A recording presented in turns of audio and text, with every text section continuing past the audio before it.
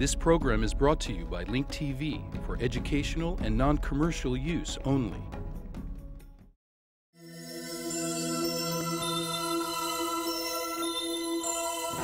Mosaic, a daily news program from Link TV, presents a selection of news reports from independent and state-controlled broadcasters from throughout the Middle East.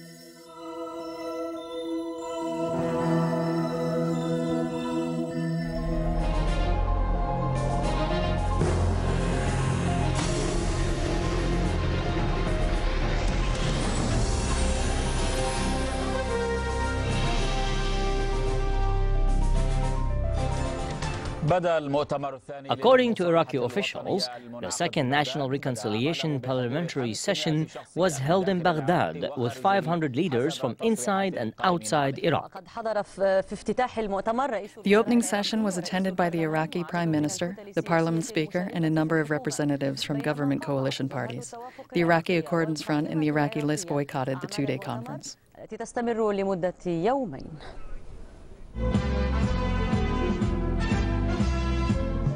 Since Noor al-Maliki took over the government, he has been walking on moving sand. About half of the ministers left his government, and he has not been able to convince all political parties in his government and the parliament to participate in the National Reconciliation Conference. As a result, the conference was purely political. The National Reconciliation Initiative that we launched since we took the Prime Minister's office is a lightning rod in the history of our nation. It draws the line between the friends and enemies of the initiative. Al-Maliki talked about many issues, especially pertaining to the national reconciliation, with members from Al-Ba'ath party and the armed groups who oppose the political process. Efforts exerted to promote the national reconciliation led to the absorption of 35,000 individuals who were previously members of armed groups. Some left the terrorist Al-Qaeda organization, and now they are participating in the Sahwa councils. Those who boycotted the conference had different reasons. Some were parliament members, such as the Iraqi Accordance Front and the Iraqi List of Iyad Allawi and the Dialogue Front. Their reasons were mainly political. Many believe that this National Reconciliation Conference is not much different from the many previous reconciliation conferences and summits. Others boycotted the National Reconciliation Conference in principle, such as the Muslim Scholars Association, the Ba'athists, and tribal entities who explained beforehand why they boycotted the conference. The armed groups are far away from such conferences, which are held in the green zone. All previous conferences did not succeed in achieving real reconciliation. This conference, however, coincided with Vice President Dick Cheney's visit to Iraq and came in the eve before the American ambassador to Iraq and the commander of the American forces are supposed to submit their reports about the security and political progress in the country.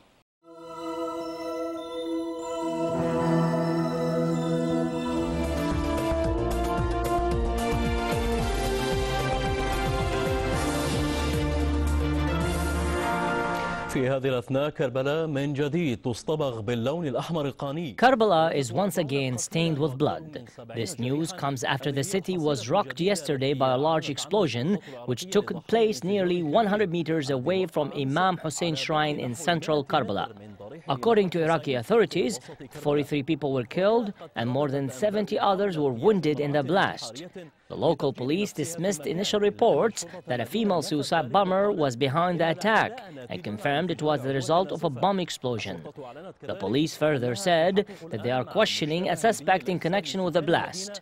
With the 5th anniversary of the United States-led invasion in Iraq approaching, the assessment of the United States' losses, including financial and human casualties, seem far greater than they were initially estimated. The United States' losses over the past 5 years are assessed in the following report by Abdul Latif Omar. 5 years have passed since the war on Iraq started, a date the world remembers very well. The events that unfolded in the region following the war have exceeded the expectations and calculations of many, including the Americans, who didn't expect that their losses would reach this high. The U.S. spends nearly $12 billion a month to stay in Iraq, which means that the war has cost Washington $500 billion to stay in Iraq over the past 5 years. With time, the cost of the war in Iraq could reach $3 trillion, a figure that is equal to twice the gross domestic product of Canada. We have shoveled money and spent it outside. This war is one of the largest schemes of destruction and deception in this country. Meanwhile, nearly 4,000 U.S. troops have lost their lives and more than 60,000 others have been wounded in this war. Despite this high toll among his troops, the U.S. President George W. Bush insists that his decision to declare a war on Iraq was the right decision. The decision to remove Saddam Hussein was the right decision at this point in my presidency, and it will forever be the right decision. Between the right and the wrong, the American public expressed mixed reactions in the evaluation of this 5-year-old war. More than 4,000 lives have been lost. They didn't have to die. The cost of this war is big, but we will reap its benefits in the long run. The Iraqi war, which has burned down everything in sight in the lands of the two rivers, ignited another war in the land of Uncle Sam, where presidential candidates are using it as a platform to launch their election campaigns.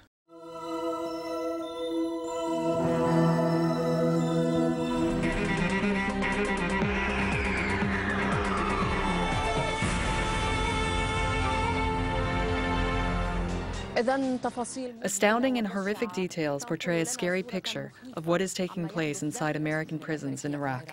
However, where were the American prison wards during these aggressions? Did they get involved? Did they save his life? After I took a walk at 11:30 in the evening, and most people had not slept yet, I reached the mess hall, which was empty. A group of people pushed me. When I looked around, I saw masked individuals. They were detainees because we know them by their yellow clothes. They speak Iraqi. I saw one person who was not masked. He was Ahmed. He had asked me questions in the prison mosque. Without any questions or receiving answers, I felt him directly attacking my eyes. He completely pulled out my eyes. He was Ahmed. His name was Ahmed. He pulled out both of my eyes. Who took out your eyes? How many people attacked you? I could feel that about 4 people were holding me. However, when I looked around, there were nearly 12 or 15 people, no less than 10 people. After they pulled out my eyes, they opened my mouth to cut off all of my tongue. I tried to resist. But how could my resistance succeed if I was against 10 people? I heard Ahmed say to them, break his lower jaw, hit him on this side and on this side, and cut out his entire tongue. Do not leave anything. I got scared. I fainted for a few seconds, and so they cut out nearly 40% of my tongue. According to the doctor, nearly 40% of my tongue was cut out. After this attack, which did not last longer than 4 or 5 minutes at the most, A quick attack? a quick attack. If you asked me how this horrible attack lasted for such a short time, I would tell you that they are professionals. This is their profession. Who was attacked in this manner? I am certain that I am perhaps the 20th, 30th, or 40th person who was subjected to this attack by this person. Who was attacked in this manner? No, they were attacked by this person. This is what I think. Afterwards, they pushed me hard. Abu Sama, at the beginning when they dug out your eyes, didn't you resist them? What resistance? 4 people were holding me. Did they use an instrument or anything specific to take out your eyes? According to what I last saw, they used a metal which called the pick. It is a metal instrument that they sharpened. Do they put it inside the eye in order to pull it out? Honestly, I did not feel the pulling. It was a terrible position to be in, very terrifying. I did not feel it because it was overwhelming. However, they have two methods according to what I heard. For me, they used the pick to take out my eyes. They inserted it and then pull the whole eye out. The other method uses a small cup which they put around the eye and then they hit, and so the eye comes out completely into the cup. These are the two ways that they use to pull out people's eyes in Buqa. Abu Sama, who do you hold responsible for what happened to you? I told you that I hold Bush personally responsible because I am a model for the Greater Middle East Project, which he promised. I am a model of this, so I hold him personally responsible. I hold his leadership, his army, and their allies. I hold the occupation army responsible. Did they try to call you, or compensate you, or help you with anything specific? A general called me from the Kirkuk airport. An Iraqi or American general? An American. His name is General Ruwan. He took the complete information from me, like my phone number and address, complete information, even all the names of my relatives. He wanted to visit me.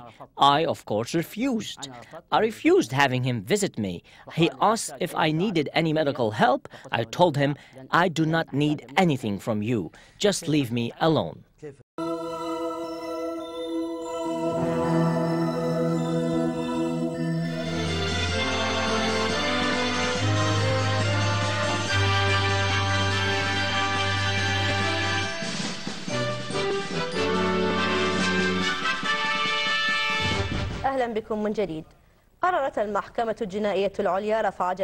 Iraq's High Criminal Court was adjourned until March 23rd, following today's testimonies of more prosecutors' witnesses in a case known as the Shabaan uprising. In previous sessions, the High Court examined some of the criminal charges facing the defendants in the case. The head of the Iraqi High Criminal Court and the presiding judge over the Shabaan uprisings case, Mohammed Al-Iraqiya, has adjourned court sessions until March 23rd when the court reconvenes and listens to the remaining witnesses in the case of the Shabaan uprising of 1991.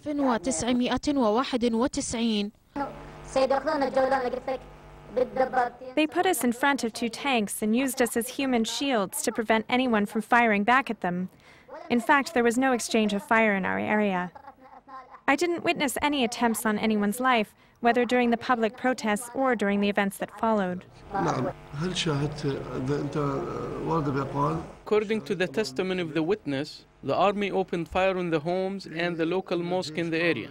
Did you witness any or part of the destruction caused to the homes by the shelling?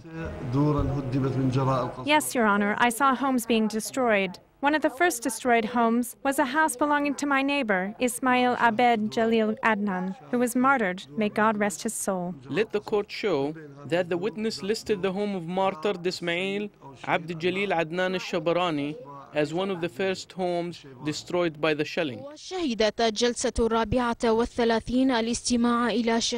its 34th session, the court listened to the testimonies of two witnesses who recounted the events of the Shabaan uprising in the provinces of Basra and Misan, where the court is looking for evidence implicating the former regime of its role in the quelling of the Shabaan uprising of 1991.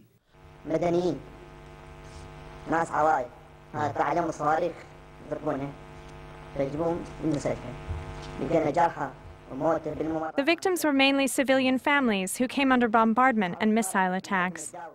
Many were killed and many others were wounded during the shelling. I remember in particular a woman from the Midawi family who was brutally killed. For several days we couldn't leave our homes because we were afraid that something bad would happen to us. The army stayed for several days in the area. The power was cut off in our area.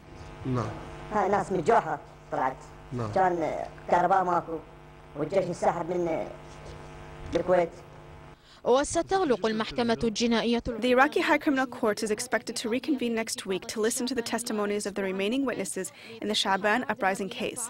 Then the court will schedule a review session to present and examine all documents and criminal evidence related to the Shabaan massacre, in which tens of thousands of Iraqis have lost their lives. Sahara Al-Ibrahimi, Al-Iraqiya, Baghdad.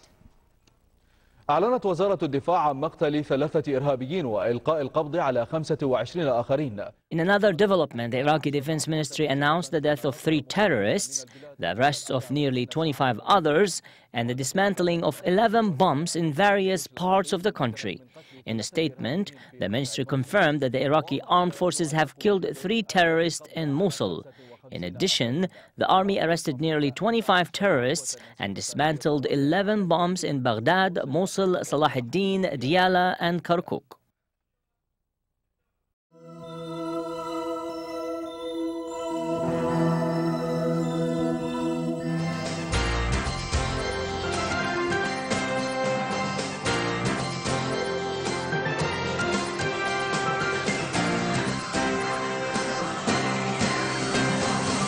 Good evening. In a moment, we'll bring you full coverage of Chancellor Merkel's address to the Knesset. But first, to other breaking news today. Israel police and the IDF today declared a high alert and a full closure of the West Bank and Gaza, this ahead of the Purim holiday. Meanwhile, a terrorist today stabbed a rabbi in the old city of Jerusalem. IBA's Aaron Viner brings us this report. A 49-year-old Haredi rabbi of the Ateret Kohanim Yeshiva was attacked near his seminary in Jerusalem's Old City this morning. Eyewitnesses reported seeing an unidentified Palestinian assailant attack Yechezkel Greenwald with a knife, striking him in the neck. The rabbi's bodyguard gave chase, but after dropping his bloody knife, the assailant escaped. Paramedics treated the Beit El resident for light to moderate wounds and evacuated him to Hadassah Ein Kerem Hospital. Nationwide, security has been increased to level 3, just 1 below the highest during a state of war. The Shin Bet Security Service reported receiving 7 specific warnings of potential terror attacks during the Purim holiday. While Purim begins Thursday night, school children and preschoolers will start celebrations tomorrow. According to defense officials, terrorists are highly motivated to carry out attacks during Israeli holidays. Purim festivities have been targeted several times in the past. 10 people were killed and 18 wounded in a double suicide attack at the Ashdod seaport in March of 2004. In 1997, 3 women were killed by a suicide bomber in Tel Aviv and 50 left wounded. March 16, 1996, a Hamas suicide bomber detonated himself on a Jerusalem bus, murdering 18.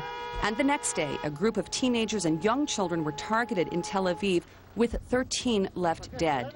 This year, Purim coincides with the close of 40 days of mourning for arch-terrorist Ahmad Mugniya. Hezbollah has vowed to launch revenge attacks against Israelis, despite Israel denying involvement in the Damascus killing. The holiday also comes amid ongoing Palestinian-fired Qassam rocket attacks on Israel's southern communities. Security officials fear that Hamas may step up attacks and have asked Sderot and other Gaza border towns to keep festivities at a minimum. Thousands of police and security officers will take up posts across the country at entertainment and other public venues over the next several days.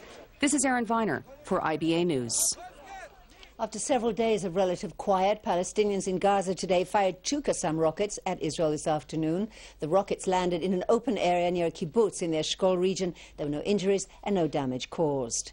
In related news, the Palestinian terrorists who murdered 2 Israeli hikers, Achikam Amichai and David Rubin, today escaped from their PA prison cells. The murders took place in December in a nature reserve near Hebron. Fearing capture by Israeli security forces, the murderers turned themselves in to the PA police, and they've been held in a West Bank prison until today. And as we said at the opening minutes ago, German Chancellor Angela Merkel concluded her address before the Knesset plenum just a few minutes ago. Merkel was the first German non-head of state to address the Knesset in her native German. Several Knesset members chose to absent themselves from the chamber during Merkel's address, including former Education Minister Limor Livnat of Likud and Labour MK Sheli Yachimowitz. National Union MK Ariel Dad said earlier today, quote, "I cannot bear the thought of hearing German in the Knesset. This is the language my grandparents were murdered in."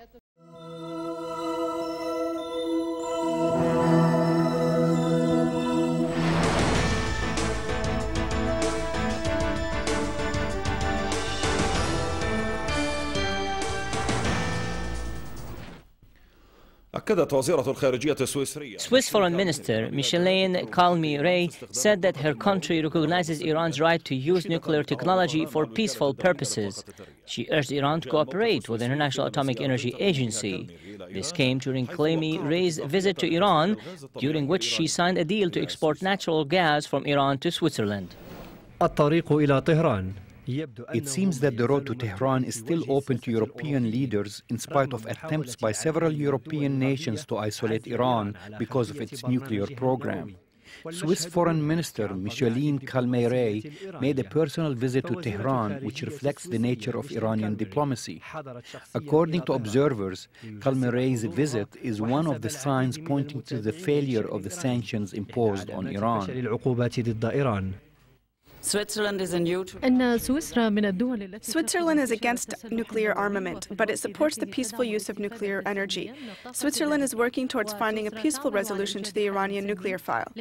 We also urge Iran to fully cooperate with the IAEA.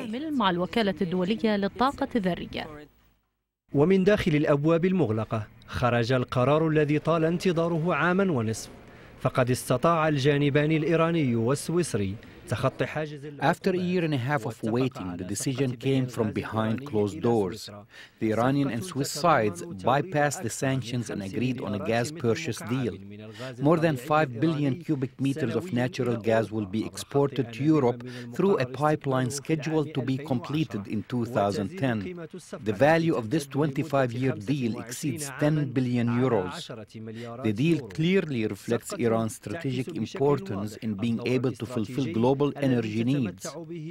The Swiss step might open the door to Europe and to fast-developing countries to partner with Tehran in the energy sector. Meanwhile, Iran continues to reassure the other world by using diplomacy to find peaceful solutions to the fabricated crisis around its nuclear file. سياستها في إيجاد حل للأزمة المفتعلة حول ملفها النووي. We will continue to cooperate with the IAEA within the NPT treaty and the agency's regulations, but we consider the National Security Council procedures against our country as unfair and an unfit response to Iran's cooperation with the IAEA.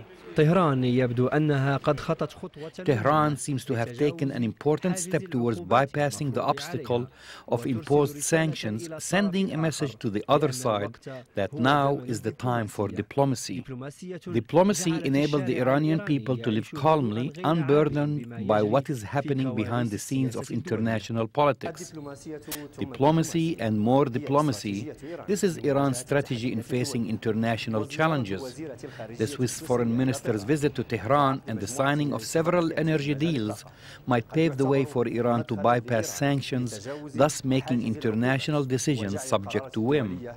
Nuruddin Tagir, Al-Alam, Tehran.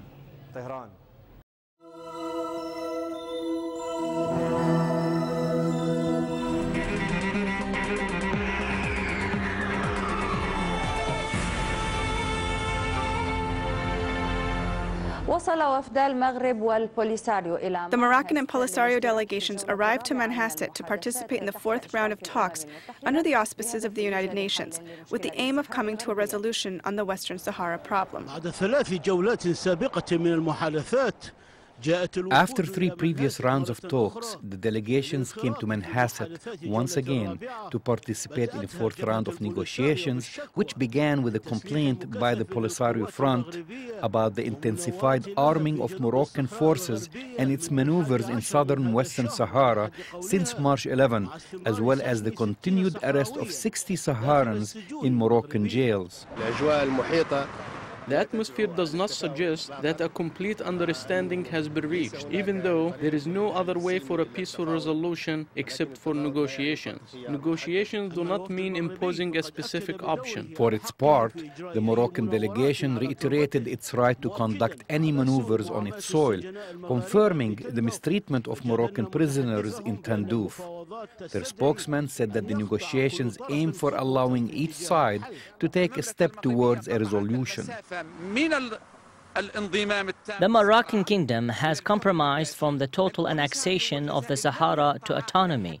The Polisario in Algeria has not compromised and remained at point zero since 1975. As the residents of the Western Sahara wait for a resolution, the Polisario Front believes that its compromise in its insistence on independence in favor of holding a referendum is a practical step towards a resolution. However, after Peter Van Velsen, the personal envoy of the UN Secretary General, made his latest 10-day tour to the region in February, he will present his report next month and include his recommendations for resolving this conflict. No one expects a new initiative will be made until after the Council debates this report. Members of both delegations spent 2 days in negotiations.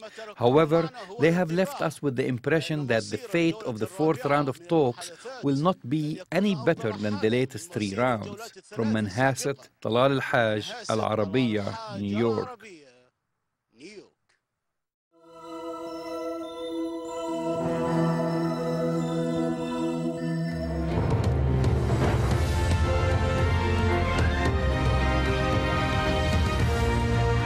Now he's been imprisoned without charge or trial for over 6 years in Guantanamo Bay. Al Jazeera's cameraman Sami Al-Haj, who's been on hunger strike for the past 8 months, has drawn a cartoon depicting himself as a skeleton being force-fed by US guards. These images were drawn based on Sami's description of his original sketch during a meeting with his lawyer last month. The cartoon aimed to portray his dire conditions to the outside world. But the US Army has banned publication of Sami's drawings, according to his lawyer. Well, Clive Stafford Smith is Sami Al-Haj's lawyer and has been fighting his case from the beginning. He joins us now from Rabat. Mr. Stafford Smith, always good to talk to you. Those sketches obviously powerful enough to face US censorship. Well, that's certainly true. You know, you have to question, I have to question as an American, why the US government thinks that free speech in the form of this picture is somehow a threat to US national security. And what we had to do was we did unclassify a description of what Sami had drawn, but they wouldn't let the picture through itself, so we had it redrawn by a British artist, and at least you can see what Sami meant you to see. What's the official reasoning from the US as to why they've censored these sketches? Well, of course, they never tell you precisely why, but I can tell you why. Because I've been working on these cases now for several years, and I have never seen any evidence that's any real threat to US national security. But I've seen plenty of evidence that is extremely embarrassing to the American government, and that's because this sort of picture gives you a visual image of what poor Sami has to go through twice a day as they force-feed him against all legal issues. I mean, it's clearly illegal for them to do that. And so I think a picture sometimes paints 1,000 words, and that's what the American government's afraid of. And if my tally is correct, has been on hunger strike now for 432 days. Give us some insight into the physical condition that Sami is in at the moment. Well, you know, I think it's amazing that any human being can endure that. And for a long, long time, I was very concerned about Sami's mental and physical health. I will say, when I saw him most recently, which was only 3 weeks ago in Guantanamo Bay, I think he has really drawn upon reservoirs of courage, and I found him in better spirits than I had before. I think he recognizes that the war, hopefully, is nearly won for a fair trial. And when we talk about wars, we're only talking about the fight for a fair trial. And I'm hoping that we'll see him home and back as a journalist for Al Jazeera soon, although the Bush administration doesn't want him to work for you guys. They want to impose a rule that he can't work for Al Jazeera, which they consider some sort of threat again to American security. Is there hope on the horizon in terms of his legal status? Are you genuinely optimistic? Well, I'm not optimistic about his legal status. We have secured the freedom of 501 prisoners from Guantanamo Bay, but the courts have ordered the release of 0. But on the other hand, I am optimistic that the power that has come to bat for Sami, that's included Al Jazeera, but also now an increasing number of sensible thinking Americans and other journalists around the world, I think finally perhaps the Bush administration is recognizing that they need to set him free. But the battle's not won yet. We still have a way to go. Clive Stafford Smith, lawyer for Sami Al-Haj, thank you very much for that. Get more news about the Middle East online at linktv.org/Mosaic. The Mosaic webpage offers a complete archive of Mosaic programs, program transcripts, the Mosaic video podcast, and the Mosaic Intelligence Report, a weekly analysis of the hottest stories from the Middle East. The views expressed on Mosaic are those of the participating broadcasters, not Link TV or its sponsors. The production of Mosaic is made possible with the support of viewers like you. Thank you.